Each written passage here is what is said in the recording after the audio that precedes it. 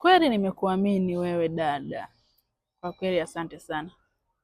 Unakumbuka ile hali niliyokuambia kwamba nina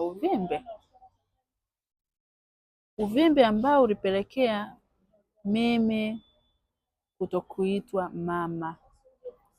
Kweli mimi ni mwanamke wa miaka 38 lakini sina mtoto kabisa. Kupitia wewe uvimbe umeisha. Kupitia wewe leo nimebeba ujauzito. Asante sana Dr. Respisia, kwa kweli Mungu akuweke kwa ajili ya watu wengi sana.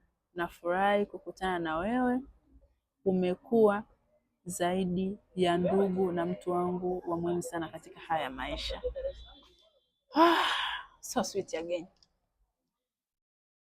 Alikuwa na changamoto ya uvimbe uliompelekea yeye kutokushika ujauzito. Aliteseka muda mrefu sana, lakini leo nafurahi kwa sababu nimekuwa moja ya furaha yake katika ndoa yake. Leo nafurahi kwa sababu yeye anafurahi zaidi. Ndio, ni kweli ukiwa na uvimbe katika kizazi chako utapitia changamoto nyingi sana katika kushika ujauzito. Hautaweza kushika ujauzito kabisa, au utashika ujauzito ambao utakuwa unatoka kabla ya muda wake.